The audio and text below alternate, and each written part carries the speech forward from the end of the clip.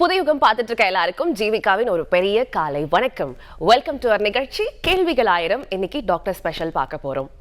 நமது குடல் வளமே நமது உடல் வளம் அப்படின்னு சொல்லுவாங்க. நம்ம உடம்புல இருக்கிற குடல் ரொம்ப ஆரோக்கியமா இருந்ததாலே நம்ம உடலுமே ஆரோக்கியமா இருக்கும். ஆனா குடலுக்கு நம்ம ஏதாவது ஒரு சிரமம் கொடுக்குறோம் அப்படின்னா நம்ம உடல்லையுமே அந்த சிரமம் காட்ட ஆரம்பிச்சிடும். ஸோ இன்னைக்கு நம்ம நிகழ்ச்சியில குடல் ஆரோக்கியத்தை பத்தி நிறைய விஷயங்கள் பேச போறோம். அதுல ரொம்ப முக்கியமா குடல் இறக்கம் ஹெரனியான்னு சொல்லக்கூடிய அந்த பர்டிகுலர் பிரச்சனையை பத்தி நிறைய விவரங்கள் கேட்டு தெரிஞ்சுக்க போறோம். அண்ட் வலியற்ற ஹெரனியா சிகிச்சை இப்போ இருக்கு, அதை பத்தின பல விஷயங்களை தான் நம்ம இன்னைக்கு கேட்டும் தெரிஞ்சுக்க போறோம். அதுக்கு சென்னையோடைய லீடிங் ஹாஸ்பிட்டல் சென்ட் இசபெல் மருத்துவமனையிலிருந்து டாக்டர் எம் கனகவேல் அவர்கள் டைரக்டர் கேஸ்ட்ரோப்ரோ நம்ம கூட இன்னைக்கு நிகழ்ச்சியில் இணைந்திருக்காங்க. Let's talk to them. வணக்கம் சார். வணக்கம். எப்படி இருக்கீங்க? ஆல் குட்மா. நீங்க எப்படி இருக்கீங்க? ரொம்ப நலமா இருக்கேன். And first of all thanks to coming to again. Yeah அண்ட் இன்னைக்கு நம்ம குடல் இறக்கம் பத்தி பேச போறோம் அப்படின்னு நம்ம மக்கள் கிட்ட நான் சொல்லிட்டேன். அதுவும் வலியற்ற அறுவை சிகிச்சை ஹெரனியாக்கு இருக்கு அப்படின்றத கேட்கும் போதே ரொம்ப சந்தோஷமா இருக்கு. அண்ட் நிறைய ஹோப்பும் வருது. இப்போ இந்த விஷயம் கூட இட்ஸ் சால்வபிள் அப்படின்ற ஒரு நிறைய ஹோப்பும் கிடைக்குது. ஸோ ஃபர்ஸ்ட் குடல் இறக்கம் அப்படின்னா என்னன்றதை நாங்கள் தெரிஞ்சுக்கணும்னு ஆசைப்படுறோம்.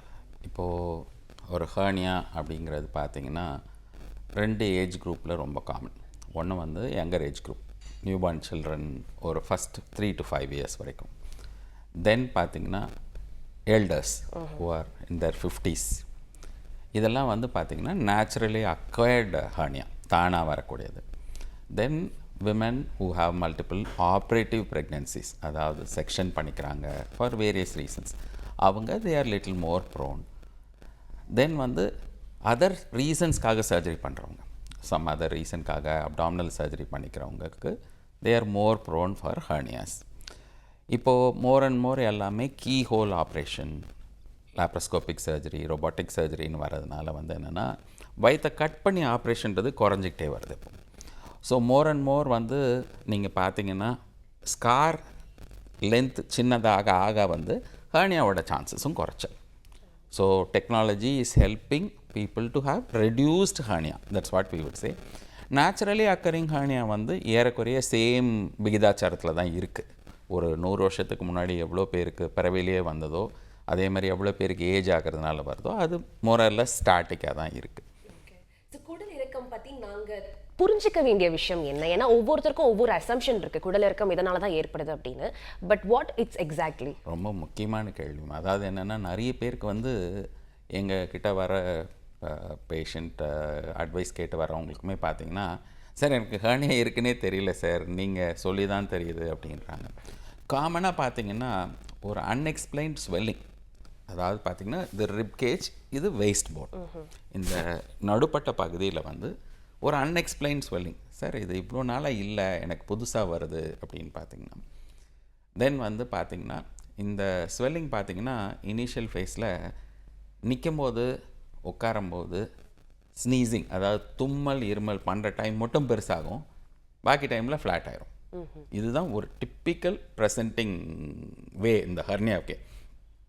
சரி, இங்கே நிறைய பேர் பார்த்திங்கன்னா இந்த கரலைன்னு சொல்லுவாங்க, சின்ன சின்னதாக அங்கங்கே லாம்ஸ் இருக்கும், அது ஹார்ம்லெஸ் டெக்னிக்கில்.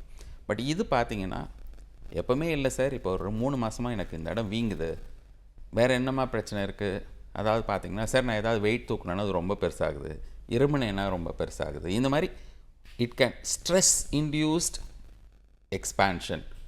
அதுதான் ஹெர்னியாவோட typical presenting things.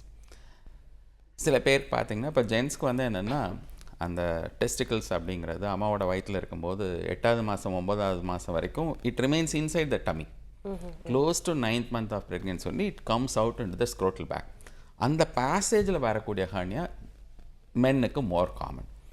So same way male கிட்ஸ்க்கு they are more common. So அவங்களுக்கு அந்த இயற்கையில் ஆண் பெண் மாற்றங்கள்னால வேறுபாடுகள்னால இருக்கக்கூடியதில் men are more prone for groin hernias, women are more prone for ventral hernias. Okay okay. So குடல் இறக்கம் அப்படின்னு சொல்லும் போது குடல் அப்படின்ற ஒரு உறுப்பில் ஏற்படக்கூடிய ஒரு பிரச்சனையாக பார்க்கப்படுது. அப்போ அந்த குடலில் என்ன நடக்குது sir? Actually what is happening? நீங்கள் பார்த்தீங்கன்னா நம்ம வயிறு, நம்ம டமி அப்படின்னு சொல்கிறது even though it looks like a single layer, it has 7 layers of muscles and fascial tissues. அது எதுக்குன்னா இப்போ பார்த்தீங்கன்னா ஃப்ரண்ட்டில் பெண்ட் பண்ணுறோம், சைடில் பெண்ட் பண்ணுறோம், டேர்ன் பண்ணுறோம், it has to be finely coordinated with multiple muscles.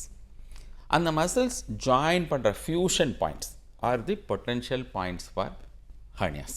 Okay okay. நம்ம பார்த்தோம்னாலே என்னென்னா தசைகளை முடிஞ்ச அளவுக்கு கட் பண்ணாமல் ஆப்ரேஷன் பண்ணணுங்கிறது தான் ஆப்ரேஷன் பண்ணுற டாக்டர்ஸோட அப்ரோச்சாகவும் இருக்கும்.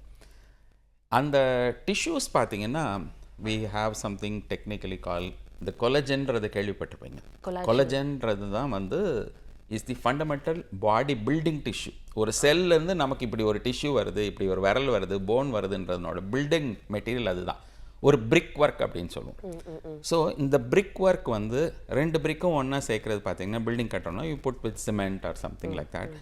அந்த கனெக்டிங் சிமெண்ட்டோட கனெக்ஷனோட ஸ்ட்ரென்த் குறையும் போது the tissues give way. That is where hernia begins. Okay, ரொம்ப தெளிவாக நான் கேட்ட கேள்விக்கு அந்த ஒரு விளக்கத்தை கொடுத்துருக்கீங்க. ஸோ இந்த நேரத்தில் நம்ம நிகழ்ச்சியில் முதல் காலர் இணைந்திருக்காங்க. Let's talk to them. வணக்கம், இது கேள்விகள் ஆயிரம். லைன்ல தான் இருக்கீங்க, பேசலாம். வணக்கம், எங்க இருந்து கூப்பிடுறீங்க? ஹலோ மேடம், நாங்க திருப்பூர்ல இருந்து கூப்பிடுறோங்க. ஓகேம்மா, என்ன கேள்வி கேட்க போறீங்க இன்னைக்கு? நான் வந்து எங்க அண்ணாவுக்காக கேக்குறேங்க மேடம். ஓகே, அவருடைய வயது முதல்ல தெரிஞ்சுக்கலாமா? அவரோட வயசு வந்து 67ங்க. ஓகேம்மா, இப்ப கேள்வி கேளுங்க. டாக்டர் லைன்ல தான் இருக்காங்க. சரிங்க. வணக்கம்மா. வணக்கங்க சார். சொல்லுங்கம்மா. எங்க அண்ணாவுக்காக கேக்குறேங்க. அவரு 2013ல ஓபன் சர்ஜரி இரண்யாவுக்கு பண்ணியிருந்தாரு சார். சரிம்மா. அப்புறம் வந்து இப்ப வந்து ரொம்ப வலிக்குது, ஒரு சைடு ஓவரா வலிக்குது அப்படின்னு சொல்லிட்டே இருக்கிறாரு. சரிம்மா. அப்புறம் அவர் பனியன் கம்பெனிக்கு தான் பேக்கிங் அந்த மாதிரி வேலைக்கு தான் போறாரு இப்போ. ஓஹோ, ஓகேம்மா. ரொம்ப கனமான வேலையா இருக்குமா? வெயிட் நிறைய தூக்குறாப்புல இருக்குமா? தானா இல்லைங்க சார், நின்னுகிட்டே இந்த பேக்கிங் நின்னுட்டு செய்யறாப்புல இருக்கும். எவ்வளவு மணி நேரம் நிப்பாங்க அவங்க டெய்லி? அவங்க காலையில போனா ஒரு நைட்டு 7:45 வரைக்கும், அதுல இடையில கொஞ்சம் கேப் கிடைக்கும். ஆல்ரைட். அப்ப ஏற்கனவே ஒரு 10-11 மணி நேரம் அவங்க நின்று பணி செய்யறாப்புல இருக்கும். ஆமாங்க சார். சரி, இப்போ அவங்க முன்னாடி பண்ண ஹர்னியா வந்து எந்த இடத்துல இருந்தது? வயிற்று பகுதியில் இருந்ததா, யூரின் போற இடத்துக்கு பக்கத்துல இருந்ததா? கீழே இருக்கு சார், அந்த மேல வயிற்றுக்கிட்ட 2 சைடுல ஓபன் சர்ஜரி தான். சரிம்மா. ஒரு சைடுல 13 ஸ்டிச்சிங், 2 சைடுலயும் திருச்சியில பண்ணாங்க. சரிம்மா. இப்ப வந்து அவருக்கு இப்ப இந்த வெயிட் கொஞ்சம் இடையில தூக்குனார் சார், இந்த ஆழோப்ல கல்லு தூக்குனார் அவரு. சரிங்கம்மா. அது ரொம்ப வலி ஆகுது அப்படின்னு, வலையெல்லாம் இட்டு போச்சுன்னு சொன்னாங்க. கோயம்புத்தூர்ல பிஎஸ்சில காமிச்சோம். சரிங்கம்மா. அப்படின்னு சொன்னாங்க. இல்லம்மா, இப்போ அவங்க முதல்ல பண்ண ஆப்ரேஷன் வந்து அவசரமா பண்ணாங்களா, பிளான்டு எலெக்டிவ் ஆப்ரேஷனா பண்ணாங்களா? அவங்க வந்து திருச்சியில பண்ணது பண்ணலங்க. டீ அடிக்கிற வேலை சார் அவருக்கு. சரிம்மா. அந்த டீ அடிக்கும் போது அவருக்கு ஒரு நாள் வயிறு வலி தாங்க முடியலன்னு சொல்லி கொண்டு போய் பார்த்ததுக்கு தான் ஓபன் சர்ஜரி இந்த மாதிரி குடல இறங்கி இருக்குன்னு சொல்லி தான் பண்ணிட்டாங்க. சரிம்மா. அப்போ வலை வச்சு தச்சாங்களா ஹர்னியா ஆபரேஷன் பண்ணும்போது? மெஷ் அப்படின்னு வச்சாங்களா? ஆமாங்க சார், வலை வச்சு தச்சாங்க. சரிம்மா. அப்புறம் இவரு மறுபடியும் அதே வேலைக்கு தான் போனாங்க. மறுபடியும் வந்து நாங்க கோயம்புத்தூர் பிஎஸ்சியில போய் பார்க்கும்போது வலை இட்டு போச்சு, நீங்க ஆபரேஷன் பண்ணணும்னு சொல்லும்போது திருச்சியில பண்ண டாக்டர் வந்து சென்னை டிரான்ஸ்ஃபர் ஆகி எங்கேயே போயிட்டாங்க. சரிம்மா. இப்போ நீங்க பிஎஸ்டி மருத்துவமனையை அவங்க கரெக்டாக தான் சொல்லியிருப்பாங்க, கண்டிப்பாக ஸ்கேன் எல்லாம் எடுத்து பார்த்து தான் சொல்லியிருப்பாங்க. இப்போ வந்து அவங்க வலை வந்து தளர்ந்து போச்சு, இல்லை வலை விலகிடுச்சு அப்படின்னு சொன்னாங்கன்னா கண்டிப்பாக வந்து திரும்பவும் ஆப்ரேஷன் பண்ண வேண்டிய அவசியம் வரும் உங்கள் சகோதரருக்கு. இப்போது முக்கியமாக தெரிஞ்சுக்க வேண்டியது என்னென்னா, அந்த டைம் இன்டர்வல். இப்போ நீங்கள் வந்து ஒரு ஆப்ரேஷன் பண்ணி எப்போ வந்து you can return back to work அப்படின்னு ஒரு ஃபார்முலா இருக்குது. We call this as post habilitation. இப்போ சர்ஜரின்றது பண்ணி அந்த டிஃபெக்டை சரி பண்ணி அதுக்கு மெஷ் வச்சு ஸ்ட்ரென்தன் பண்ணினதுக்கு அப்புறமும் it normally tax about 6 weeks to 9 weeks அந்த ஃபுல் ஸ்ட்ரென்த் கெயின் ஆகிறது. எப்படி நீங்கள் ஒரு உடற்பயிற்சி செய்யும்போது ஒரு ட்ரெயினர் மாதிரி வச்சுக்கிறோம். அவங்க வந்து உங்களுக்கு தெரியும் உங்களோட பாடி ஹேபிட்டஸ், நீங்கள் 5 reps தான் பண்ண முடியும், 10 reps தான் பண்ண முடியும் அப்படிங்கிற மாதிரி ஒரு கிரேடடாக weight gain or weight usage or கிரேடடாக ஃபிசிக்கல் எக்ஸர்ஷன் போகும்போது வந்து இந்த சான்சஸ் ஆஃப் ரெக்கரன்சஸ்க்கு வாய்ப்பு குறைச்சல். அதனால் உங்களோட டாக்டரை மீண்டும் அணுகுங்க. அவங்க ஸ்கேன் பண்ணி பார்த்துட்டு சில நேரங்களில் வலையை மாற்றி வைப்பாங்க, புதிய வலையை வைக்கும்படியாக இருக்கும், இல்லை அதை விட பெரிய வலையை வைக்க வேண்டியதாக இருக்கும். சாதாரணமாக பார்த்திங்கன்னா ஹர்னியாவை சுற்றி 7-8 சென்டிமீட்டர் எக்ஸ்ட்ரா கவரேஜ் ஆஃப் வலை வைக்க வேண்டியதாக இருக்கும். அது டாக்டர்ஸ் கண்டிப்பாக அதை பார்த்து தேவையானதை செய்வாங்க. பட் வலி திரும்பவும் வருதுன்னா உங்கள் டாக்டர் அட்வைஸ் படிக்கு உடனடியாக செகண்ட் ஆப்ரேஷன் பண்ணிடுறது நல்லது. பண்ணின பிற்பாடு அவங்களே கரெக்டாக சொல்லுவாங்க, அந்த 3 மாதம் 4 மாதம் கேப் விட்டுட்டு நீங்கள் கொஞ்சம் கொஞ்சமாக வேலை பார்க்க ஆரம்பிக்கலான்னு சொல்லுவாங்க. அது வரைக்கும் உடனே ஹெவியான ஒர்க்குக்கு போகாமல் இருக்கிறது நல்லது. ஓகே, அழைப்புக்கு ரொம்ப நன்றி. நெக்ஸ்ட் காலர்ட்ட பேசிடலாம். வணக்கம். வணக்கம், லைன்ல தான் இருக்கீங்க, பேசலாம். வணக்கம் மேடம். சொல்லுங்க சார், எங்க இருந்து கூப்பிடுறீங்க, உங்க பேர் என்ன? மேடம். ஓகே சார், யாருக்காக கேள்வி கேட்க போறீங்க? என் பொண்ணு. உங்களுடைய பொண்ணுக்கா? என் பொண்ணு மேடம். ஓகே, அவங்களுடைய வயது என்ன? அவங்க வந்து 35 வயசு மேடம். அவங்களுக்கு ஒரு குழந்தை இருக்கு. அந்த குழந்தைக்கு 7 வயசு. ஓகே. அவங்க பேர் வந்து புவனேஸ்வரி. Okay. என்ன அப்படின்னு சொன்னா அவங்க வந்து குடல் இறக்கம் ஆயிட்டு 2வது பிரிக்கலாமான்னு ஒரு ஐடியா இருக்கு. பண்ணலாமா வேண்டாமான்னு டாக்டர் ஒவ்வொரு முறை வலிக்குதுன்றப்போ ரொம்ப கஷ்டமா இருக்கு. அதனால வந்து 2வது தரக்கு தள்ளி போகுது. ஓகே. இது அதுக்கு ஏதாவது ட்ரீட்மெண்ட் ஏதாவது பண்ணா நாங்க ஏதாவது செய்யணுமா மேடம்? நிச்சயமா சார், அதை பத்தி நம்ம தெரிஞ்சுக்கலாம். இப்போ முதல் குழந்தை வந்து சுகப்பிரசவமா அறுவை சிகிச்சை பிரசவமாங்க சார்? அறுவை சிகிச்சை தான் சார். அறுவை சிகிச்சை. ஆமாம் சார். சரி, அந்த அறுவை சிகிச்சை வந்து பிளான்டாக பண்ணாங்களா இல்லை பேபி ரொம்ப மூச்சு திணறல் ஏற்பட்டு அந்த மாதிரி அவசரமாக பண்ணாங்களா? அந்த மாதிரி இல்லை சார். நார்மலாக வீட்டிலே உடஞ்சிச்சு. உடனே நாங்கள் ஹாஸ்பிட்டல் கூட்டு போன உடனே பிரைவேட் ஹாஸ்பிட்டல் பார்த்தா அவங்க ஆப்ரேட் பண்ணி. சரி, ஓகே. அந்த அறுவை சிகிச்சை செய்துட்ட பிறகு அந்த பொண்ணு வந்து சாதாரணமாக ஒரு வாரம் 10 நாள் ஆறி தையல் பிரிச்சுட்டாங்களா இல்லை வாரக்கணக்கில் மாதக்கணக்கில் டைம் எடுத்து ஆரம்பிச்சிங்களா? நார்மலாகவே எவ்வளோ ஒரு வாரம் வச்சுருந்தா தையல் பிரிச்சு அமைச்சிட்டாங்க. அதோட சரியாயிடுச்சு. ஆமாம் சார். இப்போ இவங்களுக்கு திரும்ப வந்து அந்த குடலிறக்கம் ஏற்பட்டிருக்குன்றது எவ்வளோ நாள், அந்த டெலிவரிக்கு அப்புறம் எவ்வளோ நாள் கழிச்சு இதை கண்டுபிடிச்சிங்க? ஒரு 3 வருஷம் கண்டுபிடிச்சாங்க சார். 3 வருஷம் இருக்கும்போது. இப்போ அவங்களுக்கு அடிக்கடி வயிற்று வலி வருதுங்களா? வயிற்று வலி வருது. 2வது வந்து மென்சஸ் வலிக்குதுன்றாங்க. குடிஞ்சு எழுந்து எதாவது பொருள் எடுக்கணும்னா அப்படியே வயிறு வலிக்குதுன்றாங்க. சரி, இப்போ நீங்கள் டாக்டர் கிட்ட காமிச்சு அவங்க டெஸ்ட் எல்லாம் பண்ணி பார்த்துட்டு ஹர்னியா வந்திருக்குன்னு சொல்லியிருக்கிறாங்களா? ஆமாம் சார், சொல்லியிருக்காங்க. சரி, இப்போ நான் சொல்கிற விஷயங்களை கவனமாக கேட்டுக்கோங்க. சரி. இப்போ ஹர்னியாவோட சைஸை பொறுத்து இந்த முடிவு சொல்லுவாங்க. உங்கள் டாக்டர்கிட்ட கலந்து பேசுங்க. ஹர்னியா இருக்குது அப்படின்னு சொன்னோம்னா நீங்கள் வந்து அதுக்கு ஒரு அறுவை சிகிச்சை, அதாவது வலி கொடுக்கக்கூடிய ஹர்னியா, வயிற்றோட லொக்கேஷன், நம்ம வெயிஸ்ட் போன்லேருந்து எவ்வளோ கீழே இருக்குது, அம்பிளிகஸ் பக்கமாக இருக்கா, அம்பிளிகஸ்க்கு மேலே இருக்கான்னு சொல்லி ஒரு 2-3 சப் கிளாசிஃபிகேஷன் இருக்குது. அதை பொறுத்து அவங்க வந்து என்னென்னா நீங்கள் வந்து ஃபஸ்ட்டு அந்த செகண்ட் ப்ரெக்னென்சி பிளான் பண்ணிக்கலாம். அப்படி இல்லைன்னா நீங்கள் ஃபஸ்ட்டு ஹர்னியா சர்ஜரி செஞ்சுக்குங்க, அதுக்கப்புறமா ப்ரெக்னென்சியை பிளான் பண்ணுங்கள் அப்படின்றது 2 முறையில் உங்களை கைட் பண்ணுவாங்க. இப்போ ஃபஸ்ட்டு வந்து இட் இஸ் சேஃப், நீங்கள் கன்சீவ் ஆகி இன்னொரு பேபி பிளான் பண்ணலான்னு சொல்லிட்டாங்கன்னா அவங்க அதுக்கான ஏற்பாடுகளை பண்ணட்டும். இல்லை நீங்கள் ஆப்ரேஷன் தான் பண்ணிக்கணும்னு சொன்னாங்கன்னா தயவுசெய்து நீங்கள் அறுவை சிகிச்சை பண்ணட்டும். யூஸ்வலாக 9 to 10 monthsக்கு அப்புறம், அதாவது இப்போது ஃபார் இன்ஸ்டன்ஸ் ஜனவரியில் அறுவை சிகிச்சை பண்ணாங்கன்னா அவங்க அடுத்த குழந்தைகளுக்கான முயற்சி வந்து ஒரு அக்டோபர் மாதம் நவம்பர் மாதத்தில் தான் அவங்க எடுத்துக்கலாம். ஸோ நார்மலாக பார்த்தீங்கன்னா delivery time should be after 18 months of the primary operation. அப்போ வந்து நார்மலாக அவங்க அதுக்கப்புறம் ஒன்றும் இல்லை, அவங்க விருப்பப்பட்டாங்கன்னா 2-3 குழந்தைகள் கூட ஆப்ரேஷனுக்கு அப்புறம் கண்டிப்பாக அவங்களுக்கு கிடைக்கிறதுக்கு நல்ல வாய்ப்பு இருக்குது. செகண்ட் ப்ரெக்னென்சினால் 3rd ப்ரெக்னென்சினால் அவங்களுக்கு ஹர்னியா திரும்பி வரும்ன்றது அவசியம் இல்லை. அதனால் வந்து நீங்கள் ஃபஸ்ட்டு உங்களோட கைனகாலஜிஸ்ட், அதாவது மகப்பேறு நிபுணர்கிட்டையும் அறுவை சிகிச்சை நிபுணர்கிட்டையும் 2 விஷயமும் கலந்து பேசிக்குங்க. பேசிவிட்டு அவங்க இதுதான் விஷயம், இல்லை ஆப்ரேஷன் பண்ணிக்கிட்டோன்ற முடிவு எடுத்தாங்கன்னா ஆப்ரேஷன் பண்ணி 10வது மாதத்துலேருந்து அவங்க முயற்சி எடுக்கலாம், அடுத்த குழந்தைகளுக்கான முயற்சி எடுக்கலாம். அவங்களுக்கு சுகப்பிரசவம் ஆகிறதுக்கும் வாய்ப்பு இருக்குது. இந்த ஹர்னியா ஆப்ரேஷனால் வந்து கண்டிப்பாக ஆப்ரேஷன் அப்படிங்கிற சிந்தனையில் இருக்க வேண்டியதில்லை. சில நேரங்கள் சொல்லுவாங்க, இல்லை அறுவை சிகிச்சை இப்போ வேண்டாம், அவங்க அடுத்த பேபிக்கு ட்ரை பண்ணலாம் அப்படின்னு சொல்லிட்டாங்கன்னா யூஸ்வலாக பேபி டெலிவரிக்கு அப்புறம் 8 to 9 monthsக்கு அப்புறம் ஹர்னியா சர்ஜரி பண்ணுறது நல்லது.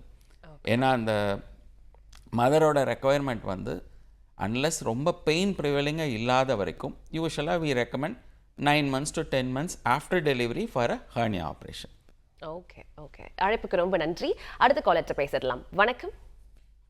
ஹலோ, வணக்கம் மேடம். வணக்கம்மா, எங்கிருந்து பேசுறீங்க, உங்க பேர் என்ன? நான் பல்லாவரத்துலேருந்து பேசுறேன் மேடம். என் பேர் ஜெனிஃபர். ஓகே, யாருக்காக கேள்வி? எனக்காக தான் மேடம். சரி, உங்களுடைய வயசு சொல்லிடுறீங்களா? எனக்கு வயசு 41 மேடம். ஓகேம்மா, டாக்டர் லைன்ல இருக்காங்க, நீங்க பேசிடலாம். வணக்கம்மா, சொல்லுங்கள். என்ன உங்களுடைய சந்தேகம் என்ன? சார், நான் வந்து ஏற்கனவே ஆப்ரேஷன் பண்ணியிருக்கேன். சரிம்மா. வந்து 2-3 வருஷத்துக்கு முன்னாடி பண்ணேன். அது என்னன்னா இப்போ வந்து அந்த ஸ்டிச்சிங் வந்து வலிச்சிட்டே இருக்கு. உங்களுக்கு எந்த இடத்துல ஹர்னியா இருந்ததுமா? யூரின் போகிற இடத்துக்கு பக்கமாக இருந்ததுங்களா, நடு வயிற்றோட தொப்புளுக்கு மேலே இருந்ததுங்களா, கீழே இருந்ததுங்களா? தொப்புள்ல இருந்தது சார். இருமலா தும்மலா தொப்புள் மேல வந்துடும், அதுக்கப்புறம் நார்மலா உள்ள போயிடும். ஓ, இப்போ அந்த மாதிரி பிரச்சனை ஆகுதுங்களா? உங்களுக்கு தொப்புள் வீங்குதுங்களா? இல்ல சார், அந்த மாதிரி எதுவும் நீங்க இருந்தெல்லாம் இல்லை. ஆனா வயிறு மட்டும் கொஞ்சம் உப்பன மாதிரி இருக்கு சார். சரி, இப்போ உங்கள் டாக்டர் என்ன சொன்னாங்க? ஸ்கேன் பண்ணி பார்த்தாங்களா? இல்ல சார், நான் என்ன டாக்டரை கன்சல்ட் பண்ணவே இல்லை. அது 2 வருஷத்துக்கு முன்னாடி ஒரு ஸ்கேன் பண்ணி பார்த்தோம், அப்போ எதுவும் இல்லை, நார்மலா இருக்கு. இப்போ அறுவை சிகிச்சை செய்து 4 வருடங்கள் ஆயிருக்கா? 3 வருஷம் ஆச்சு. 3 வருஷம் ஆயிருக்கு. இப்போ அந்த அறுவை சிகிச்சை வந்து பிளான்டாக பண்ணாங்களா, ஒரு அவசர எமர்ஜென்சி சர்ஜரியாக பண்ணாங்களா? இல்ல சார், இது வந்து கொரோனாக்கு முன்னாடி கண்டுபிடிச்சு இருந்ததுன்னு சொன்னாங்க. ஸோ அப்போ பிளான்டாக தான் பண்ணியிருக்கிறாங்க. அப்போது மெஷ் வச்சு தைச்சாங்களாம்மா? தைச்சிருக்காங்க சார். சரி, இந்த வலி வந்து அறுவை சிகிச்சை டைம்ல இருந்தே தொடர்ந்து இருக்குதுங்களா? நடுவில் ஒரு வருஷம் 2 வருஷம் நல்லா இருந்ததுக்கு அப்புறமா உங்களுக்கு பெயின் வர ஆரம்பிச்சதுங்களா? 3 மாசத்துக்கு முன்னாடி சார். 3 மாதத்துக்கு முன்னாடி. அதுக்கு முன்னாடி ஏதாவது ரொம்ப கனமான பணி செய்தீங்களா? ஏதாவது வீட்டில் கபோர்டு, பீரோ, டேபிள், தண்ணி கேன் அந்த மாதிரி ஏதாவது ரொம்ப கனமான விஷயங்கள் தூக்க வேண்டிய அவசியம் வந்ததுங்களா? இல்ல சார், அது மாதிரி எதுவும் அந்த மாதிரி ஞாபகம் இல்லை. சரி, இப்போ நீங்கள் வந்து உங்களுக்கு முதல்ல ஹர்னியா இருக்கான்றதை பரிசோதனை பண்ணிக்கோங்க. சில நேரங்களில் வந்து அந்த தையலோட ஸ்ட்ரெயின் பாயிண்ட்ஸ் அப்படின்னு சொல்லுவாங்க, நம்ம சூச்சர் பண்ணுற ஸ்ட்ரெயின் பாயிண்ட்ஸ், அதனால பெயினாக இருந்ததுன்னா அது டேப்லெட் முறையில் சரி பண்ணிக்கலாம். டாக்டர் எம் கனகவேல் அவர்கள் director gastro pro from send Isabel hospital மயிலாப்பூர்லேருந்து இன்றைக்கி நம்மளுக்கு குடல் இறக்கம்னா என்ன அப்படின்ற பல விவரங்களை கொடுத்துட்ருக்காங்க. அதில் ரொம்ப முக்கியமாக வலியற்ற அறுவை சிகிச்சை குடல் இறக்கம்க்கு இருக்குது. அதை பற்றி நிறைய விஷயங்கள் பேசவும் போகிறோம். ஸோ தொடர்ந்து நம்ம நிகழ்ச்சியை பார்த்துட்ருங்க.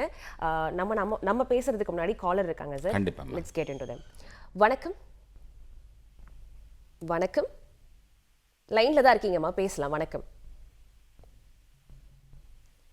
வணக்கம், இது கேள்விகள் ஆயிரம். வணக்கம், சொல்லுங்க, எங்க இருந்து கால் பண்றீங்க? மேடம், கோயம்புத்தூர்ல இருந்து பேசுறேன் மேடம். சரிங்க சார், என்ன கேள்வி கேட்க போறீங்க இன்னைக்கு? எனக்கு வந்துங்க 63 வயசு ஆச்சுங்க மேடம். ஓகே. எனக்கு ஒரு 5 இயர்ஸ்க்கு முன்னாடி கால் பிளேடர் ரிமூவ் பண்ணிச்சுங்க. ஸ்டொமக் பெயினை கால் பிளேடர் ரிமூவ் பண்ணிட்டுங்க. ஓகே. அந்த டைம் வந்து இந்த ஹெப்படைட்டிஸ் வைரஸ் இருக்குன்னு சொன்னாங்க. அப்புறம் 3 இயர்ஸ் அப்படி கவனிக்காம விட்டுட்டுங்க. அப்புறம் இப்போ வந்து என்னாச்சுங்கன்னா பித்தப்பை ப்ராப்ளம் இருக்குன்னு சொல்லி வேற ஒரு கம்ப்ளைண்ட் போகும்போது ராமகிருஷ்ணாவில் டாக்டர் முருகேசன் பாக்குறாருங்க. இப்போ பித்தப்பை கம்ப்ளைண்ட், பின்ன அந்த ஹெப்படைட்டிஸ் அதுக்கு வந்து என்டிகேவர் நெக்ஸ்ட் 2 மாத்திரை சாப்பிட்டு இருக்கிறேங்க. ஓகே. டாக்டர் என்ன சொல்றாங்கன்னா இப்போ எந்த பிரச்சனையும் நல்லா போயிட்டு இருக்குதுங்க. ஆனா டாக்டர் என்ன சொல்றாங்கன்னா இது வந்து நீங்க இந்த நெக்ஸ்ட் ப்ரோ வந்து சாப்பிட்டா தான் நம்மளுக்கு அந்த கரெக்டா ஜீரண சக்தி ஆகுதுங்க, நெஞ்ச கரிப்புல எல்லாம் நல்லா இருக்குங்க. ஒவ்வொன்னு சாப்பிட்டுருக்கு. இந்த வாட்டி போகும்போது கொஞ்சம் பவர் கம்மி கொடுத்தாருங்க. இது குடல் வந்து லூஸா இருக்கு, அதைய கொஞ்சம் லேப்ரோஸ்கோப்பில் ஆப்ரேஷன் பண்ணிட்டு அந்த மருந்து நிறுத்திடலாம் அப்படிங்கிற மாதிரி சொல்றாருங்க. அதே மாதிரி என்ன பண்ணலாங்க சார் கிட்ட கேட்கலான்ட்டுங்க. இப்ப நம்மளுக்கு இந்த வயசுல ஆப்ரேஷன் தேவையா இல்ல பண்ணிக்கலாங்களா? நிச்சயமா தெரிஞ்சுக்கலாம் சார். உங்களுடைய வயது என்னன்னு சொல்றீங்களா?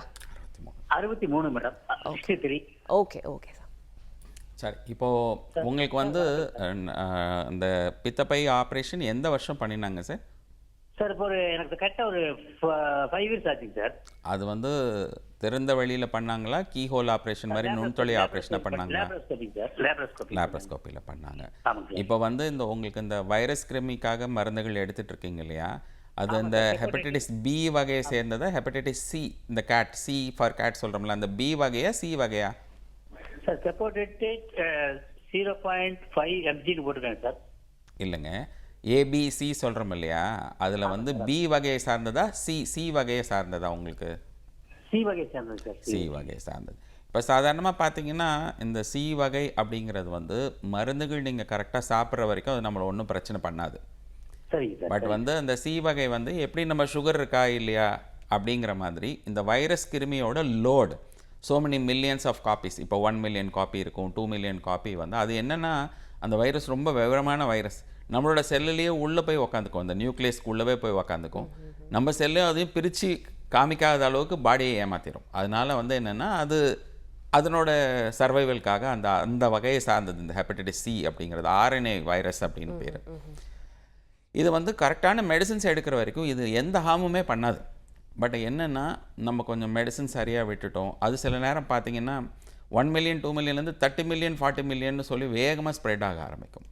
அந்த மாதிரி இருந்ததுன்னா இட் அஃபெக்ட்ஸ் த லிவர். அப்போ வந்து இந்த கல்லீரல் அழற்சி இல்லைன்னா சிரோசிஸ் ஆஃப் த லிவர் அப்படின்னு சொல்கிற பிரச்சனை வந்துடும். அப்படி வந்ததுன்னா then it becomes a trouble. நம்ம லிவர் டிரான்ஸ்பிளான்டேஷன் அந்த மாதிரி நோக்கி போக வேண்டியதாக போயிடும். இப்போ இவங்க சொல்கிறத பார்த்தா கரெக்டாக கண்டுபிடிச்சிருக்காங்க, ஒரு டேப்லெட் எல்லாம் கரெக்டான டேப்லெட் தான் எடுத்துகிட்டு இருக்கிறாங்க. பட் இவங்களுக்கு வந்து திரும்ப வந்து அந்த அறுவை சிகிச்சை செய்த இடத்துல வந்து குடல் தளர்ந்து போச்சு, இல்லை அவங்களுக்கு வந்து அந்த இடத்துல ஹர்னியா வந்திருக்கு அப்படின்னு சொல்லி ஸ்கேன் பண்ணாங்கன்னா, மெயினாக வந்து நீங்கள் அந்த ஹெப்படைட்டிஸ் சிக்கான மருந்துகள் அளவு கொடுக்கக்கூடிய டாக்டரை மீண்டும் சந்தித்து உங்களுக்கு இப்போ வந்து அந்த செல் கவுண்ட், வைரல் செல் கவுண்ட் எவ்வளோ இருக்குன்றதை பார்த்துக்கணும். நமக்கு ரொம்ப லக்கியாக இருந்தோம்னா 10,000 அந்த அளவுக்கு கூட கம்மியாயிடும் அந்த வைரல் கவுண்ட்.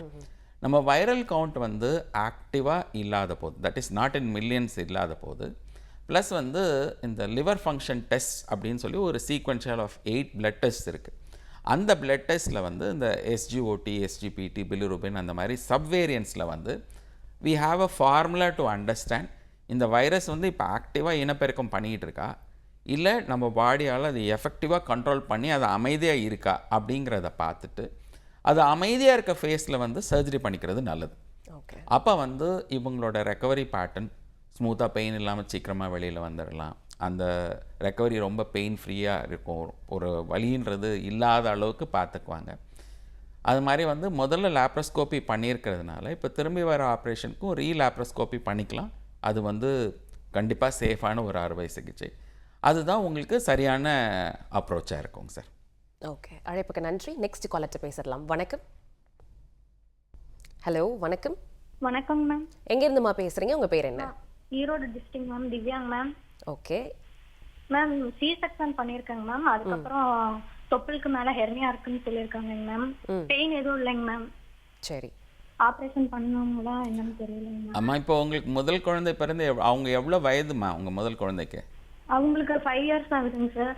சரி, இப்போ அவங்க அந்த டாக்டர் வந்து ஸ்கேன் பண்ணி பார்த்தது உங்களுக்கு ஏதாவது வலி இருக்குன்னு போனீங்களா, இல்லை ஒரு வீக்கம் மட்டும் தெரியுதுன்னு போனீங்களாம்மா? வீக்கம் மட்டும் தெரிஞ்சுதுங்க சார். சரி, இப்போ நீங்கள் வந்து இப்போ சமீபத்தில் அடுத்த குழந்தைகளுக்கான முயற்சி பண்ணணும்னு விரும்புகிறீங்களா? இல்லைங்க சார், 2வது குழந்தை. இப்போ நீ 2 பேபி போதும்னு முடிவு எடுத்துட்டீங்க நீங்கள்? ஆமாங்க சார், ஃபேமிலி பிளானிங் பண்ணிட்டோங்க சார். ஆல்ரைட். அப்படின்னா நீங்கள் வந்து உங்கள் டாக்டரை அணுகி ஒரு லேப்ரோஸ்கோப்பி முறையில் இதை சரி பண்ணிக்கோங்க. இப்போ நீங்கள் வந்து 5 years ஆஃப்டர் தி ஃபஸ்ட் ப்ரெக்னென்சின்றதுனால அந்த கரெக்டான விண்டோ ஃப்ரேமில் தான் இருக்கிறீங்க. இப்போ நீங்கள் வந்து அதை தள்ளி போடணுன்ற அவசியத்துக்கான அந்த டைம் இன்டர்வெல்ல இல்லை. அதனால் உங்கள் டாக்டரை சந்தித்து இதுக்கு அவங்க திரும்ப ஸ்கேன் பண்ணுவாங்க, அந்த டிஃபெக்ட் மெஷர்மெண்ட் பண்ணுவாங்க. இப்போ நீங்கள் வந்து உங்களோட பாடி வெயிட் 50 கிலோ 60 கிலோ இந்த பிஎம்ஐ அப்படின்ற முறையில் கால்குலேட் பண்ணி உங்களுக்கு என்ன மாதிரி வாழ வைக்கணுன்ற முடிவு பண்ணி அதை கரெக்டாக பண்ணிவிடுவாங்க. நீங்கள் கண்டிப்பாக வந்து பிளான்டாக இந்த சர்ஜரி பண்ணிக்கோங்கம்மா. நாள் தள்ள வேண்டாம். தள்ள வயிறு தளர்ந்து தான் போகும், ஹர்னியா பெருசாக தான் ஆகும். இப்போ சில பிரச்சனைகளுக்கு நாங்களே வந்து கொஞ்ச நாள் தள்ளி போடுங்க, இப்போ ஆப்ரேஷன் வேண்டாம், 1 வருடம் ஆகட்டும் 2 வருடம் ஆகட்டும்னு சொல்லுவோம். பட் இந்த ஹர்னியா பிரச்சனை மட்டும் தள்ளி போடுறதுனால முன்னேற்றம் இல்லை. அதனால் வந்து ஏர்லி எலெக்டிவ் சர்ஜரி உங்களுக்கு வந்து அடுத்த மாதமோ, இப்போ குழந்தைங்களுக்கு குவார்டர்லி லீவ் வருது, அந்த மாதிரி ஒரு பிளான்டாக அதை வந்து சரி பண்ணிக்கிறது கரெக்டான அப்ரோச். டாக்டர் ஸ்பெஷல் பார்த்துட்ருக்கோம். டாக்டர் எம் கனகவேல், டைரக்டர் கேஸ்ட்ரோப்ரோஸ் from send Isabel hospital Mylapore, நம்மளுக்கு குடல் இறக்கம் பற்றி பல விவரங்களை கொடுத்துட்ருக்காங்க. தொடர்ந்து சார் கிட்ட பேசுறதுக்கு முன்னாடி இணைந்திருக்காங்க கால்ஸில், அவங்க கிட்ட பேசலாம். வணக்கம். ஹலோ. ஹலோமா, சொல்லுங்கள், எங்கேருந்து பேசுகிறீங்க? கண்டப்பங்குச்சிலேருந்து பேசுகிறோம். ஓகே, யாருக்கான கேள்வி இன்னைக்கு? இன்னைக்கு அப்பாவுக்கு. ஓகேம்மா, உங்கள் அப்பாவுடைய வயதை தெரிஞ்சுக்கலாமா? சொல்லுங்கள். ஹலோ. சொல்லுங்கம்மா, லைனில் தான் இருக்கீங்க. அப்பாவுடைய வயது என்ன? அப்பாக்காக என்ன கேள்வி கேட்க போறீங்க? டிவி பார்க்குறீங்கன்னு நினைக்கிறேன். டிவியை பார்க்காம ஃபோனில் பேசுங்க. எங்க வீட்டுக்காருக்கு 41 வயசுங்க. சரிம்மா, என்ன கேள்வி கேட்க போறீங்க? லைன்ல தான் இருக்கீங்க, கொஞ்சம் விரைவா பேசினா நல்லா இருக்கும். அவரு ஒட்டுக்குடல் இறக்குங்க மேடம். ஓகே, சார்கிட்ட பேசணும் அதை பத்தி விவரத்தை. நிச்சயமா, நீங்க டாக்டர் லைன்ல தான் இருக்காங்க, பேசிடலாம். சொல்லுங்கம்மா, என்ன பிரச்சனைமா உங்களுக்கு? அவருக்கு ஒட்டுக்குடல் இறக்கம். சரிம்மா, இதுக்கு முன்னாடி என்ன அறுவை சிகிச்சை செய்திருக்காங்க, எப்போ செய்தாங்க? இது வரைக்கும் பண்ணலைங்க சார். இல்லைம்மா, ஒட்டுக்குடல் இறக்கம் அப்படிங்கிறது வந்து சாதாரணமாக முன்னாடி ஒருத்தவங்களுக்கு வயிற்றில் ஏதாவது ஒரு அறுவை சிகிச்சை செய்கிறவங்களுக்கு வர்றது இயல்பு. இப்போ இவங்களுக்கு தான் முதலே எதுவுமே பண்ணல சார். சரிம்மா, வலது பக்கம் இருக்குங்களா, இடது பக்கம் இருக்குங்களா? வலது பக்கமா இடது பக்கம்? இடது பக்கம் சார். சரி, இப்போ அங்கே டாக்டர் சந்திச்சிங்களா? ஸ்கேன் எதுவும் பண்ணி பார்த்தாங்களா? இன்னும் ஸ்கேன் எதுவும் பண்ணி பார்க்கல சார். இப்பதான் ஆஸ்பத்திரியில காமிச்சிட்டு இருக்கிறோம். ஸ்கேன் பண்ண சொல்லியிருக்காங்க, இன்னும் பண்ணலைங்க சார். சரி, இப்போ அவங்களுக்கு வலி அந்த மாதிரி இருக்குங்களா, வீக்கம் மட்டும் இருக்குதுங்களா? வீக்கம் பெருசா இருக்கு சார். ஆனா வலி அப்பப்ப வந்து வந்து போகுதுங்கிறாங்க, மூச்சு அதிகமா வாங்குதுங்கிறாங்க சார். ஓஹோ, அவங்க என்ன பணி செய்கிறாங்கம்மா? அவர் டீ கடையில நிக்கிறாரு, ரியல் எஸ்டேட் பண்றாரு சார். வண்டியில போக டிராவல் பண்ணுவாரு. ஓகே, ரொம்ப கனமான ஹெவி வெயிட் தூக்குற மாதிரியான வேலை ஏதாவது இருக்குங்களா? இல்லைங்க சார், அதெல்லாம் எதுவும் இல்லைங்க சார். சரி, இப்போ இவங்களுக்கு வந்து டாக்டர் ஆல்ரெடி சொன்னபடிக்கு டேட் கொடுத்தபடிக்கு நீங்கள் போய் ஸ்கேன் பண்ணிக்கோங்க. நம்பர் 1. அதுக்கு முன்னாடியே டாக்டர்கிட்ட கண்டிப்பாக நீங்கள் சொல்ல வேண்டிய விஷயம், இவங்க நடந்தாங்கன்னா அந்த மூச்சு வாங்குகிற பிரச்சனை இருக்குன்றதை சொல்லணும். சில நேரம் ஹர்னியா ரொம்ப பெருசாக இருந்தாலும் இந்த மூச்சு வாங்குகிற பிரச்சனை வரலாம். பட் மூச்சு வாங்குகிற பிரச்சனைகள் பல மற்ற காரணங்கள்னாலையும் வரலாம். நீங்கள் பார்த்தீங்கன்னா இருதயம் அழற்சி, நுரையீரல் பிரச்சனைகள், இந்த மாதிரி சில ரியாக்டிவ் ஏர்வே, அந்த மாதிரி ப்ரீதிங் அண்ட் ஹார்ட் ரிலேட்டட் ப்ராப்ளம்ஸ்னால ப்ரீதிங் சேலஞ்சஸ் வரலாம். சில நேரம் உப்பு சத்து மாறுதல், கிட்னி டிஸ்ஃபங்க்ஷனாலையும் இந்த மூச்சு வாங்கக்கூடிய பிரச்சனை வரலாம். ஏன்னா ஸ்கேன் பண்ணி பார்க்கும்போதே வேறு எதுவும் பிரச்சனைகள் இருக்காங்கன்றதை கண்டிப்பாக தெரிஞ்சுக்கிட்டு தேவைப்பட்டால் அந்த சிறப்பு நிபுணர்கள், ஒரு கார்டியாலஜிஸ்டையோ இல்லை ஏதாவது வேறு என்ன பிரச்சனை இருக்குதுன்னு உங்கள் ஸ்கேனில் கண்டுபிடிச்சி சொல்கிறாங்களோ அதை பொறுத்து அந்த டாக்டரை சந்தித்து அந்த மூச்சு வாங்குகிற பிரச்சனை காரணம் என்ன, அதுக்கு என்ன நிவாரணம் பண்ணணும் அப்படிங்கிறத முதல்ல ரெக்டிஃபை பண்ணிவிட்டு அதுக்கப்புறமா ஹர்னியாவுக்கு சர்ஜரி பண்ணிக்கணும். ஓகே, அழைப்புக்கு ரொம்ப நன்றி. நெக்ஸ்ட் காலர்ட்ட பேசிடலாம். வணக்கம். வணக்கம், இது கேள்விகள் ஆயிரம். லைன்ல தான் இருக்கீங்க, பேசலாம். ஹலோ. வணக்கம் மேடம். வணக்கம் சார், சொல்லுங்க, எங்க இருந்து பேசுறீங்க? நாங்க திண்டுக்கல்ல இருந்து பேசுறோம் மேடம். சரி, யாருக்காக கேள்வி இன்னைக்கு? என்னுடைய பேர் நாங்க திண்டுக்கல். எனக்கு வயசு 70.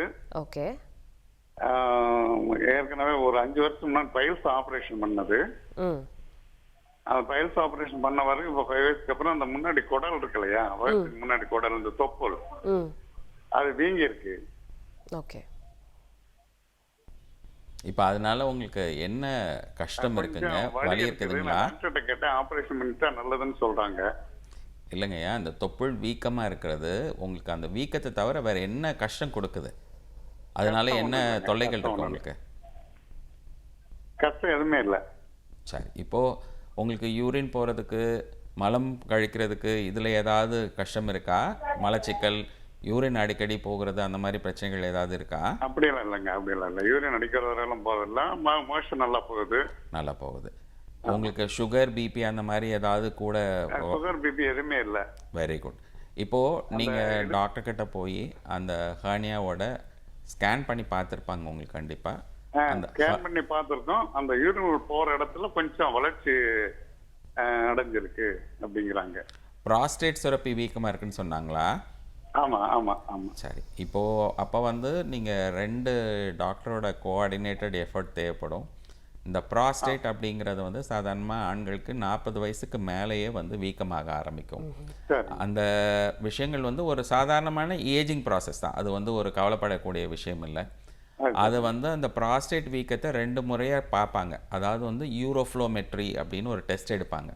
அதாவது அந்த மெஷின் முன்னாடி நின்று நம்ம யூரின் பாஸ் பண்ணோம்னா எவ்வளோ நேரம் எடுத்துக்கிறோம், அந்த ஸ்ட்ரீம் ஆஃப் த யூரின் சமமாக இருக்கா. சில பேருக்கு பார்த்திங்கன்னா ஆரம்பிப்பாங்க, நின்று போயிடும், திரும்ப ரீஸ்டார்ட் பண்ணுவாங்க.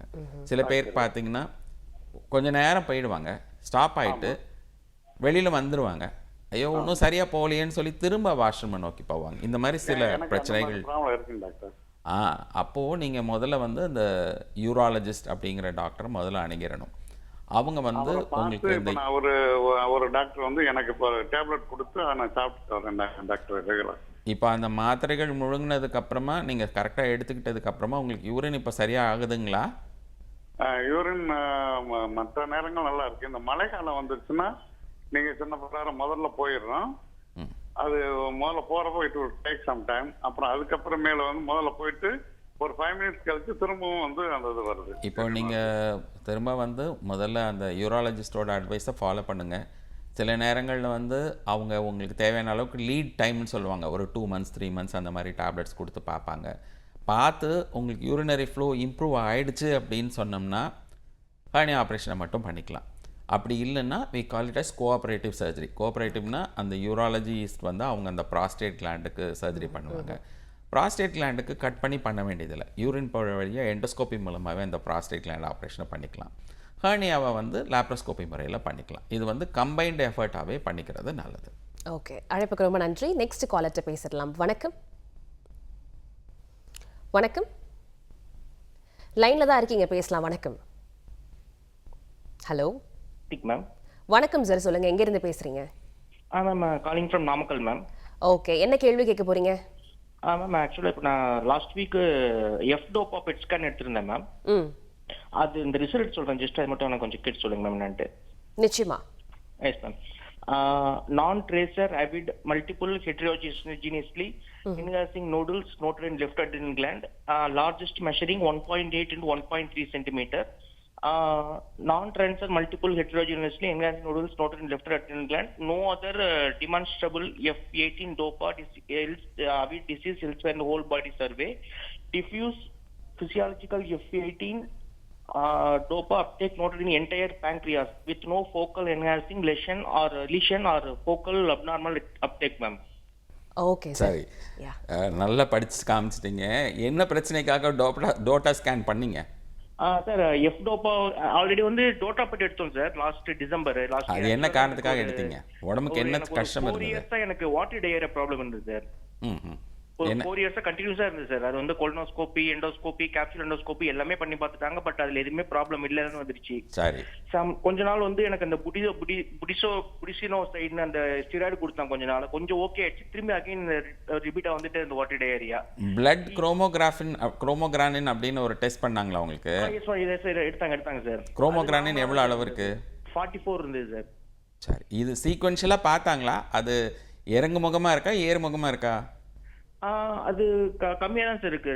ரொம்ப ஏர்ல அப்படியே அந்த ஃபர்ஸ்ட் ஒரு தடவை பார்க்கும்போது 77 இருந்தது, அப்புறம் 44 இருந்தது சார். சரி, HIAA-ன்றது யூரினரி டெஸ்ட் பண்ணாங்களா? 24 ஹவர்ஸ் 24 மணி நேரம் போகக்கூடிய அனைத்து யூரினும் பாட்டில கலெக்ட் பண்ணி அந்த டெஸ்ட் பண்ணாங்களா? ஆமா சார். அந்த மெட்டானார்ஃபரின் மட்டும் ஜாஸ்தி இருந்துச்சு சார். 750 இருந்தது சார். சரி, இப்போ நீங்க வந்து இப்போ டோப்பா ஸ்கேன் பண்ணி உங்க டாக்டர் சந்திச்சிட்டீங்களா நீங்க? இல்ல சார். ஆக்சுவலா அந்த டோட்டா பெட் எடுக்கும்போது வந்து எனக்கு அந்த சொமட்டோஸ்டாட்டின் ரெசிப்டார் இருக்குன்னு சொல்லிட்டு வந்துருது சார். அந்த ஆக்டரேட் டிபார்ட் இன்ஜெக்ஷன் ஒரு 5 போட்டேன் சார். சரிங்க. ஃபர்ஸ்ட் 3 போட்டு நல்லா இருந்தது. திரும்பி அகைன் ரிப்பீட் ஆனதுக்கு அப்புறம் அந்த 30 mg மாத்துனாங்க. அப்புறம் 2 போட்டதுக்கு அப்புறம் டோட்டல் 5. அது டோட்டல் அரெஸ்ட் ஆயிடுச்சு. So last month May month தான் அகைன் இப்ப ரிப்பீட் ஆகுது சார் அந்த வாட்டர் டயரியா. ஓஹோ, இப்போ நீங்க உங்க டாக்டர் என்ன சொல்றாங்க? அதை அறுவை சிகிச்சை பண்ணி அதை ரிமூவ் பண்ணிடலாம்னு சொல்லிட்டாங்களா? இல்ல சார், இப்போ திரும்பி இந்த பெட் ஸ்கேன் அதுக்கு அப்புறம் ஒன்னும் பார்க்கல சார். நான் ஆக்சுவலி ரிப்போர்ட் நேத்து வாங்கிட்டு வந்தேன். சரி, இப்போ நீங்க உங்க டாக்டர் மீண்டும் சந்திங்க. ஏன்னா அவங்க அந்த பழைய ஸ்கேனோட கோரிலேஷன் டோட்டாவோடதையும் டோப்பாவோடதையும் கோரிலேட் பண்ணி பார்ப்பாங்க. Okay sir. பார்த்துட்டு இப்போ வந்து நீங்கள் போடுற மாதிரி சாண்டோஸ்டாட்டின் எல்ஏஆர் இல்லை ஆக்டேட்ரைடு எல்ஏஆர் இந்த மாதிரி ட்ரீட்மெண்ட்டில் மேனேஜ் பண்ண முடியும்னா இன்ஜெக்ஷன் போட்டு நீங்கள் மேனேஜ் பண்ணிகிட்டே இருங்க. ஏன்னா வந்து அந்த HIAA அண்ட் குரோமோகிரானின் லெவல் கண்ட்ரோலில் இருக்க வரைக்கும் இது பிரச்சனை கொடுக்காது. பட் ரொம்ப டீஹைட்ரேஷன், அதாவது குளோரைட் லெவல் ரொம்ப கம்மியாக போயிடுச்சு, சோடியம் லெவல் ரொம்ப கம்மியாக போயிடுச்சு அப்படிங்கிற மாதிரி அசோசியேட்டட் ட்ரபிள் வந்ததுன்னா இது சர்ஜரி பண்ணிக்கலாம். இது பயாப்சி பண்ணாங்களா இந்த ஸ்கேன் பார்த்துட்டு? இல்லை சார். சொமட்டோஸ்டாட்டின் லெவல் எவ்வளோ இருக்குது உங்களுக்கு? அது சொமட்டோஸ்டாட்டின் லெவல் எதுவும் காட்டல சார். ரெசிப்டார் மட்டும் இருக்குன்னு சொல்லி வந்தது சார். ஓஹோ, சரி. இப்போ நீங்கள் டாக்டர்கிட்ட இப்போ போய் காமிங்க. ஏன்னா you need some more additional hormone testing. Hormone டெஸ்ட்டில் வந்து என்ன மாதிரி இருக்குது, தேவைப்பட்டால் நீடில் பயாப்சி பண்ணுவாங்க. அந்த பெட் மூலமாகவே வந்து எங்கே அந்த டோப்பாவில் வந்து எங்கே ஹைலைட் ஆகுதோ அந்த இடத்துல இந்த ஹெட்ரோஜினஸ் லீஷன்னு படிச்சிங்க இல்லையா, அந்த இடத்துலேருந்து ஒரு நீடில் பயாப்சி பண்ணி பார்ப்பாங்க. அதனோட சப்வேரியண்ட் என்ன வருது, அந்த ஹிஸ்டாலஜிக்கல் வேரியண்ட் என்னங்கிறத பொறுத்து ராப்பமைசின் இல்லை அந்த மாதிரி ஆர்டார் அப்படின்னு சொல்லி எம்டார் ஆர்டார்னு சொல்ல சில மருந்துகள் ஸ்பெஷல் மெடிசின்ஸ் இருக்குது. அதை எடுத்திங்கன்னா ஓரளவுக்கு கண்ட்ரோல் ஆகலாம். பட் வந்து tissue sub typing very important. இது வந்து பினைன் டைப்பா இல்லை மெலிக்னன்ட் டைப்பா, இதனோட ஃபங்க்ஷனல் வேல்யூவேஷன் எப்படி இருக்குது அப்படின்றத பார்க்கணும். பட் உங்கள் டாக்டர்கள் கரெக்டான அணுகுமுறையில் இருக்காங்க. அவங்கள காமிச்சு தேவையான ட்ரீட்மெண்ட் எடுத்திங்கன்னா அவங்க இன்ஜெக்ஷன்லேயே கண்ட்ரோல் பண்ண முடியும்னா அதை கண்டிப்பாக முயற்சி பண்ணுவாங்க. அப்படி இல்லைன்னா செகண்ட் லெவல் இன்ஜெக்ஷன் போகலாம். அப்படி இல்லைன்னா அறுவை சிகிச்சை பண்ணிக்கலாம். நீங்கள் கரெக்டான அப்ரோச்சில் தான் இருக்கீங்க. உங்கள் டாக்டர் மீண்டும் சந்தித்து அவரோட ஆலோசனைப்படி நீங்கள் அடுத்த ஸ்டெப்பை எடுக்கலாம். சென்ட் இசபெல் ஹாஸ்பிட்டல்ல இருந்து டைரக்டர் கேஸ்ட்ரோப்ரோ டாக்டர் எம் கனகவேல் அவர்கள் குடல் இறக்கம் பற்றி பல விவரங்களை வந்து கொடுத்துட்டு இருக்காங்க. சார் கிட்ட இப்போ ஒரு கேள்வி இருக்கு. குடல் இறக்கம் பற்றி நம்மளுடைய நேயர்கள் எக்கச்சக்கமான கேள்விகள்லாம் வந்து கேட்டுட்டு இருக்காங்க. ஆனால் இப்போ ஒரு மனிதருக்கு குடல் இறக்கம் அப்படின்ற ஒரு விஷயம் உடல்ல தோன்றும் போது அவங்க தெரிஞ்சுக்க வேண்டிய அறிகுறிகள் இதெல்லாம் இருந்துச்சுன்னா உடனடியே நம்ம டாக்டரை போயிட்டு மீட் பண்ணணும் அப்படின்னு அவங்க தெரிஞ்சுக்கக்கூடிய அந்த சிம்டம்ஸ் என்னெல்லாம் இருக்கு? இப்போது கார்டினல் சிம்டம்ஸ் சொல்லுவோம். கார்டினல் சிம்டம்ஸ்றதுனா ஒன் ஆஃப்டர் த அதர் சீக்வென்ஷியலாக வர்றது. ட்ராமாட்டிக் சிம்டம்ஸ் சொல்லுவோம். ட்ராமாட்டிக்னா ஆரம்பமே ஒரு அதிரடியாக ஆரம்பிக்குதுன்னு சொல்கிற மாதிரி. இது 2 வகையும் நாங்கள் பார்க்குறோம் சமமான அளவில். இப்போ அது வந்து அவங்களோட உடல் அவங்களோட ஒர்க் பேட்டர்னை பொறுத்து. இப்போ பார்த்தீங்கன்னா ஆஃபீஸ் பேஸ்டாக ஒர்க் பண்ணுறாங்க, சிஸ்டம் பேஸ்டாக ஒர்க் பண்ணுறாங்க அப்படின்னா அது கார்டினலாக போகும் ஒன் ஆஃப்டர் த அதர். எந்த ஒரு பகுதியிலையும் அது அறுவை சிகிச்சை பகுதியாக இருந்தாலும் சரி, இல்லை அறுவை சிகிச்சை செய்யாத பகுதி வயிற்றில் நம்ம ரிப்கேஜில் இருந்து யூரின் அந்த வெயிஸ்ட் போனுக்குள்ளே இருக்கக்கூடிய பார்ட்டில், வயிறுன்றது இங்கே மட்டும் இல்லை, டில் த ஸ்பைனல் காலம் வயிறு தான். எங்கே வந்து நியூவாக வந்து ஒரு லம்ப் ஒரு ஸ்வெல்லிங் மாதிரி வீக்கம் மாதிரி வருது அப்படின்றது. ஜென்ஸுக்கு வந்து முக்கியமாக யூரின் போகிற சைடில், அதாவது வெயிஸ்ட் போனில் இருந்து அந்த டெஸ்டிகிள்ஸ் இருக்க சைடில். இது வந்து என்னென்னா எல்லாருமே வந்து என்னென்னா மாதம் ஒரு முறை ஒரு மிரர் முன்னாடி நின்று நம்ம ஃபேஸில் இருந்து ஃபுட்டு வரைக்கும் ஏதாவது மாற்றம் தெரியுதா, இல்லை மேரீடாக இருந்தாங்கன்னா they can check with the partners. எங்கேயா இல்லைங்க உங்களுக்கு ஏதோ இந்த இடத்துல பிரச்சனை இருக்காப்புல இருக்குது. So either you pick up or your partner pick up. என்ன இந்த இடம் எனக்கு சரியாக இல்லை மாதிரி இருக்குங்க, இது இந்த சைடு இப்படி இல்லை, இந்த சைடு உங்களுக்கு ஏதோ மாதிரி இருக்குது, இப்படின்னு ஒரு சிமெட்ரி வேரியேஷன் இருந்தாலே ஒன்றும் இல்லைங்க ஒரு டாக்டரை பார்த்து, சார் எனக்கு இந்த வலது பக்கமும் இடது பக்கம் கொஞ்சம் வேறுபாடு இருக்குது, நான் ஏதாவது பண்ணிக்கணுமா. இது ரொம்ப சிம்பிள் ஸ்டெப். 2வது வந்து இப்போது இந்த முழு உடல் பரிசோதனை நம்ம அரசு மருத்துவமனை ஆகட்டும் ரொம்ப சிறப்பாக பண்ணிக்கிட்டு இருக்காங்க தமிழக அரசு. அதில் வந்து என்னென்னா சில்வர், கோல்டு, பிளாட்டினம், அந்த டைமண்ட், இந்த மாதிரி 4 வகையை சார்ந்ததாக இருக்குது. இந்த டைமண்ட்ன்றது மேக்ஸிமம் நம்பர் ஆஃப் டெஸ்ட்ஸ் இருக்கும். அது எல்லா வருடமும் தேவையில்லை. இந்த வருஷம் டைமண்ட் பண்ணாங்கன்னா அடுத்த வருஷம் சில்வரோ கோல்டோ பண்ணிக்கலாம். அப்படி பண்ணும்போது மாஸ்டல் செக்அப் பண்ணி பார்த்தாலும் இவங்களுக்கு ஹர்னியா இருக்கா இல்லையான்றதை அது காமிச்சு கொடுத்துரும். இந்த ட்ராமாட்டிக் ப்ரெசன்டேஷன் உடனே பெருசாக வலி வந்துருச்சு, வலி ரொம்ப வேதனை கொடுக்குது, வலி தாங்க முடியாத அளவுக்கு வலி வந்துருச்சுன்னா நேச்சுரலாக நீங்கள் உங்கள் ஹாஸ்பிட்டல் நியரஸ்ட் ஹாஸ்பிட்டல் போய் டாக்டரை காமிச்சிங்கன்னா அவங்க உடனடியாக எல்லாத்தையும் ரேப்பிடாக பண்ணுறதுக்கு ஏற்பாடு பண்ணி கண்டுபிடிச்சி சொல்லியிருப்பாங்க. ஓகே, இப்போ நம்ம நிகழ்ச்சியில் காலர் இருக்காங்க, அவங்க கிட்ட பேசிடலாம். வணக்கம். வணக்கம், இது கேள்விகள் ஆயிரம். லைன்ல தான் இருக்கீங்க, பேசலாம். ஹலோ ஹலோ வணக்கம்மா, சொல்லுங்க, எங்க இருந்து பேசுறீங்க? காஞ்சிபுரத்துல இருந்து பேசுறோம். ஓகே, உங்க பேரு மற்றும் வயது? ராதா, 44. ஓகே, இப்போ டாக்டர் லைன்ல இருக்காங்க, நீங்க கேள்வி. வணக்கம்மா, சொல்லுங்க, என்ன சந்தேகமா உங்களுக்கு? எனக்கு இறைநீ ஆபரேஷன் பண்ணி 1.5 மாசம் ஆகுதுங்க சார். சரிம்மா. இப்போ வந்து எனக்கு சம்டைம்ஸ் கொஞ்சம் வலி இருந்துட்டே இருக்கு சார். அந்த எனக்கு ஓபன் சர்ஜரி தான் பண்ணாங்க. சரிம்மா. எனக்கு அந்த ரொம்ப ஒரு 17 சிஸ்டர்ஸ் போட்டிருக்காங்க. அந்த ரைட் சைட்லயும் நீட் சைட் பக்கத்துலயும் அந்த வீக்கம் இருந்ததுன்னு சொல்லிட்டு பண்ணிருக்காங்க. சரிம்மா. அது கொஞ்சம் வலி அடிக்கடி இருந்துட்டே இருக்கு. இதுக்கப்புறம் நான் எப்படி என்ன கரெக்டா வச்சுக்கணும்ன்றதே மீண்டும் வராம இருக்கிறதுக்காக எனக்கு ஒரு வழி சொல்லுங்க. இப்போ எத்தனை குழந்தைகள்மா உங்களுக்கு? 2 பேர் இருக்காங்க. சிசேரியன் தான். 20 இயர்ஸ் ஆயிடுச்சு. பெரிய பிள்ளைங்க தான். ரைட். ஓகே, இப்போ உங்களுக்கு அந்த 14 இயர்ஸ் ஆகுது சார். சரிம்மா, நல்லது. இப்போ உங்களுக்கு அந்த ஆப்ரேஷன், அதாவது சிசேரியன் ஆப்ரேஷன் பண்ண இடத்துல தான் ஹர்னியா வந்ததுங்களா? இல்லைங்க சார், அதுக்கு மேல ஒரு 6 இன்ச்சு. Okay, right. இப்போது இது வந்து வென்ட்ரல் ஹர்னியா அப்படின்ற வகையை சார்ந்தது. இப்போ இதுக்கு வலை வச்சு ஸ்டிச் பண்ணியிருக்காங்க இல்லையா, உங்களுக்கு மெஷ் வச்சுருக்காங்க இல்லையா? ஆமாங்க சார். ரைட். இப்போது உங்களுக்கு தேவையான அளவுக்கு உங்களுக்கு டெஸ்ட் எடுத்து சரியான முறையில் ஆப்ரேஷன் பண்ணியிருக்காங்க. சாதாரணமாக பார்த்தீங்கன்னா இந்த மெஷ் இன்கார்பரேஷன் டைம்னு சொல்லுவோம். இந்த மெஷ்ஷை வச்சுட்டாலும் தசைகள் இன்க்ரோத் ஆகக்கூடிய டைம் விண்டோ அது வந்து first 72 hours is very crucial. ஏன்னா அந்த மெஷ் டிஸ்பிளேஸ் ஆகாமல் இருக்கிறதுக்கான பீரியட் அது. அந்த டைமில் டைட்டாக அந்த அப்டாமினல் பைண்டர்ஸ், ட்ரெஸ்ஸிங் அந்த மாதிரி கொடுத்துருவாங்க. அதன் பிறகு 9 weeks, இந்த 9 weeks டைம் வரைக்கும் இந்த மாதிரி சில நேரம் பின் பிரிக்ஸ் மாதிரி பெயின் இருக்கும். நைட் தூங்கிட்டே இருப்பாங்க, திடீர்னு யாரோ ஊசியில் குத்துற மாதிரி இருக்குமாங்க. இது very typical of mesh incorporation. அது என்னென்னா இட்ஸ் கால்ட் ரீவயரிங் ஃபினாமினன். இப்போ எப்படின்னா கண்ணுக்கு தெரியக்கூடிய நரம்புகள்லாம் டேமேஜ் ஆகாமல் தள்ளி வச்சிரும். பட் ஈவன் தோ நம்ம என்ன ஒரு ஆப்ரேஷன் பண்ணிக்கிட்டாலும் ரொம்ப கண்ணுக்கு தெரியாமல் மைக்ரோ நானோ மீட்டர்ஸ் லெவலில் இருக்கக்கூடிய nerves they do get cut. அது திரும்ப ஜாயின் ஆகும். நீங்கள் பார்த்தீங்கன்னா ஃபியூஸ் கேரியர் போடும்போது ஸ்விட்ச் ஆன் பண்ணும்போது ரொம்ப இப்போ ஹீட்டர் ஸ்விட்ச்சு கிரைண்டர் ஸ்விட்ச்லாம் போடும்போது லேசாக ஒரு ஸ்பார்க் வராப்பில் இருக்கும். அது ஹார்ம்லெஸ். பட் அதே மாதிரி நியூரல் ரீவயரிங் நடக்கும்போதும் அந்த பெயின் வரும். இதுதான் வந்து இவங்க இந்த 1.5 months டைமில் வரக்கூடிய டிப்பிக்கல் பெயின். யூஷுவலாக வந்து இது ஏதாவது சேலஞ்சஸ் இருக்கும், அதனால தான் இவங்களுக்கு ஓப்பன் ஆப்ரேஷனாகவே பண்ணியிருப்பாங்க. பட் ஓப்பன் ஆப்ரேஷன் பண்ணுறாங்கன்னாலே அவங்க மெஷ்ஷோட சைஸ் பிகராக வைக்கணும் அப்படின்னு நினைக்கிறதுக்காக தான் ஓப்பன் ஆப்ரேஷனாக பண்ணியிருப்பாங்க. ஸோ அதனால் வந்து நீங்கள் இப்போ ரெக்கவரி ஃபேஸில் தான் இருக்கிறீங்க. இந்த பெயின் வந்து ஒரு 3 months வரைக்கும் ஆப்சர்வ் பண்ணுங்கள்.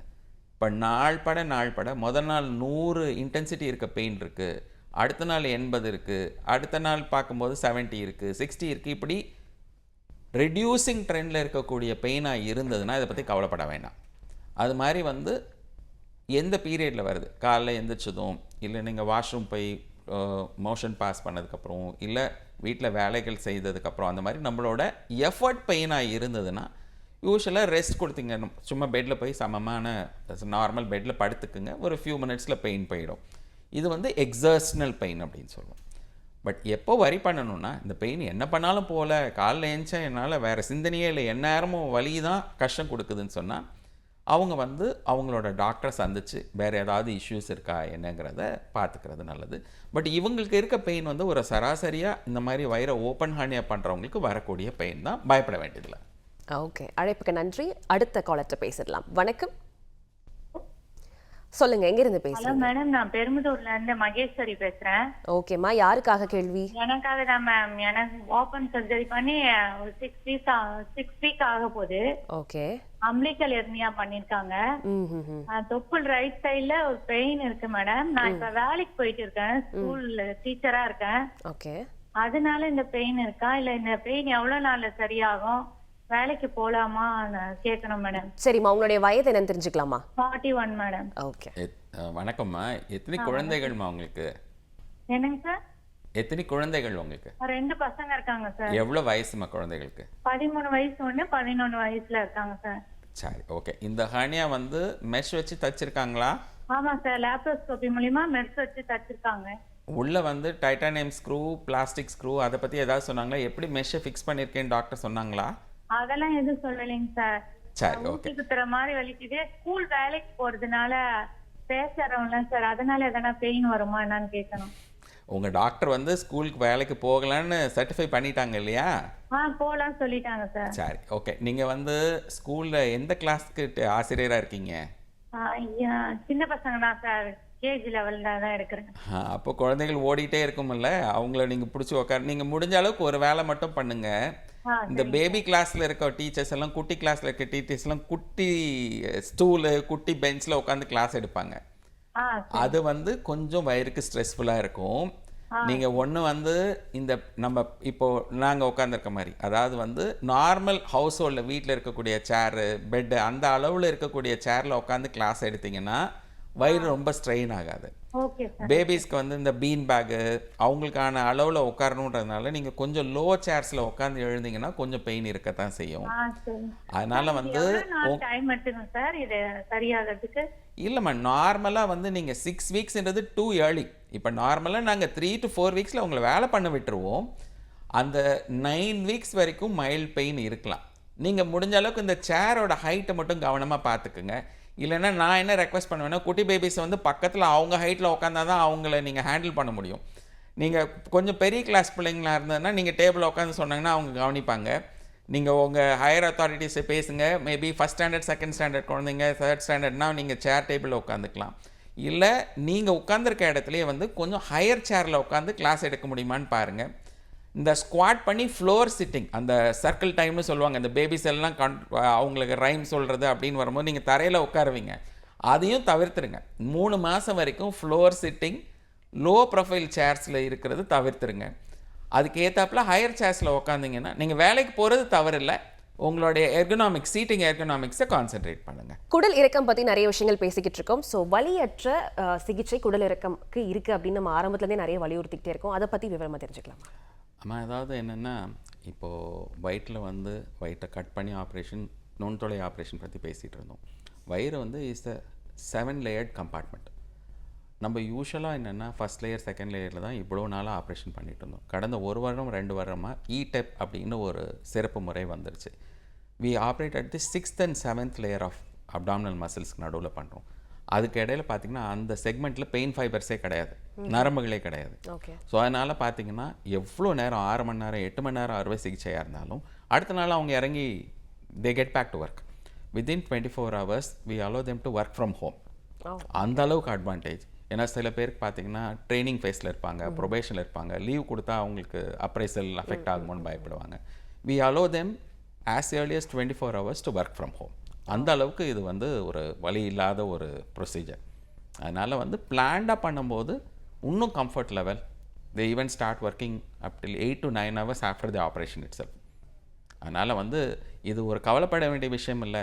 கரெக்டான டைமில் டாக்டரை பார்த்து கரெக்டான ப்ரொசீஜர் பண்ணிக்கிட்டாங்க, அந்த E-TEP அப்படின்ற ஒரு வகையை சார்ந்த ப்ரொசீஜர் லேப்ரோஸ்கோபி மூலமாக பண்ணிக்கிட்டாங்கன்னா they can definitely get back to normalcy without much of a pain at all.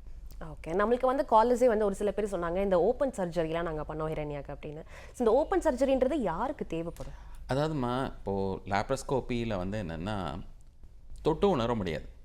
We feel through the instruments keyhole பண்ணும்போது. சில நேரங்களில் இப்போ எஸ்பெஷலி ரொம்ப இன்டெஸ்டைன்ஸ் ஒட்டிகிட்டு இருக்கு. இன்டெஸ்டைன்ஸ் வந்து it's like a very soft tube. ஒரு அளவுக்கு மேலே ஹேண்டில் பண்ணோன்னா அது ஓட்ட விழுந்துடும். பிரச்சனை என்னென்னா அது ஓட்ட விழுந்துருச்சுன்னா மெஷ் வைக்க முடியாது.